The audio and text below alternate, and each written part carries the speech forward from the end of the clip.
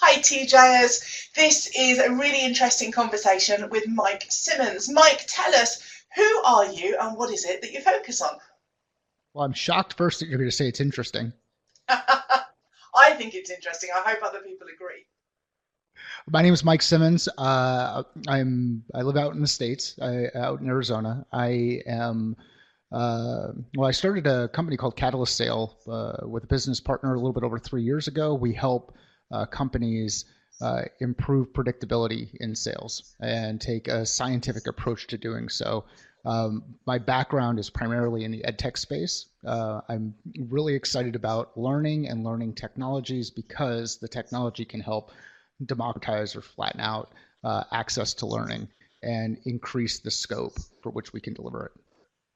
Love all of that. And so you're focused a little bit more about sales, and also you've got that kind of sales and L&D a little bit kind of together. And one of the things we were talking about earlier on is your thoughts around L&D kind of not quite understanding the customer. Can you tell us a bit more about that? Yeah, and I want to be careful about making too big of an assumption, but a lot of times when I've seen it in the L&D space is we get so focused on this cool thing that we want to deliver, whether it's AR or VR or our ADDIE models or all this other stuff that's all in our head, and it's exciting to us, but we try to push that on to everybody else. And really, the people on the other side, all they want to do is solve some kind of problem. And if we don't understand what that problem is they're trying to solve, it's really difficult for us to serve them. And I look at learning and development as a service-oriented role. It's like being a librarian in a library, or being a trainer, being someone who's going to coach, help move people along from where they are today to where they want to be. Well, you can't move them along from where they are today to where they want to be if you focus on your stuff. Focus on them. So how do I move from focusing on my stuff, on my model, my shiny new piece of equipment, my content, and focus on understanding what people need in a business? Uh, for me, it starts with research, and research starts with asking a question. So the first piece is know what the right questions are to ask. And you go through that process and you work with a number of people. So you kind of figure out over time, what are the questions that are going to drive some level of engagement or create some level of engagement? Think about times where you work with a subject matter expert. You've got this list of questions. Many times those are scripted out because you've got these objectives you're trying to accomplish. Well, you know which of those questions really resonate with people and get people talking.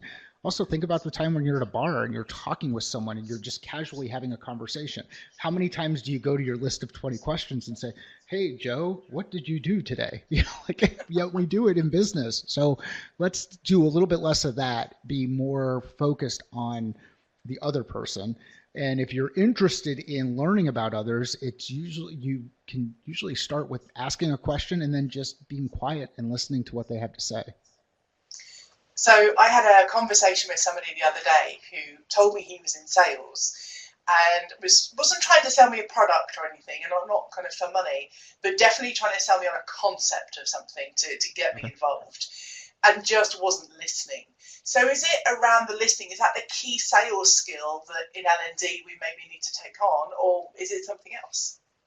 Yeah, and another word that gets thrown around a lot lately is empathy. And when I think of empathy, I think of putting yourself in the shoes of others. And over my career, I've been told that I have zero empathy. I'm a bit of a robot, and sometimes I get a little bit better. And I hope I've gotten better over time. But yeah, I think the listening is really important. It's if you're asking a question with the intention to drive someone to a specific point, that's more about you and not about them. Now, there are times where you ask questions to validate information, and it makes sense. And you might ask some yes no questions to just clarify an understanding. All of that stuff makes sense. But if you're building rapport, if you're working to get an understanding of someone's perspective, like, and how something is going to impact, ask simple questions like who, what, why, where, when, how. These simple ones. We talk about it, channeling your inner 2-year-old. If you've had a 2-year-old around the house, they ask the question why, and then when you give them an answer, they ask why again, and then you give them an answer and they ask why again, and you just kind of go through that routine, but do it from the perspective of being genuine. Have a genuine interest in helping others, And if you're in L&D, you probably have that genuine interest because it's, again, when I look at it, I think of it as a service-oriented role, and I think of sales as a service-oriented role. And so, lastly, my question is all about if we think of modern salespeople and the skills that they have and the processes and the tools that they use, what is it that in L&D we can pick up from those modern practices that we should be doing ourselves?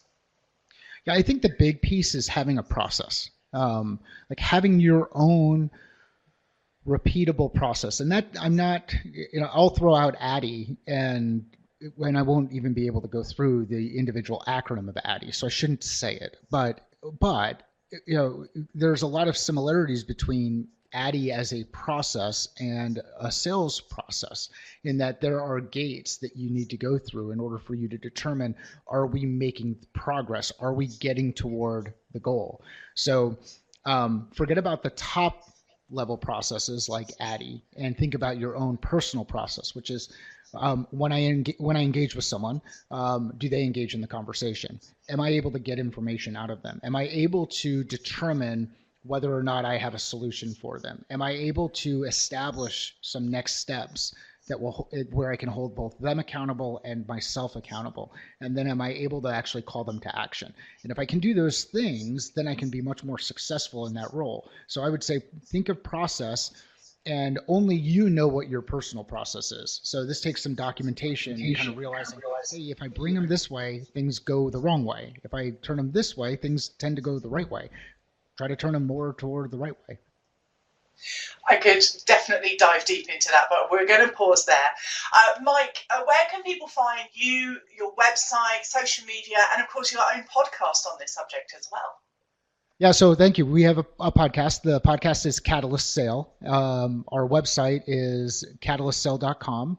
And if you want to engage with me, I'm on Twitter, Simmons_M, and I'm pretty active there. And whenever you see me tweet, that's me. I don't have any of the other stuff connected in, which is probably not smart, but someday maybe I'll add that stuff in. But that's me out there. So Simmons_M is a great place to find me on Twitter. Brilliant. And another day we'll talk about social media processes for you then. Thank you. I could use it.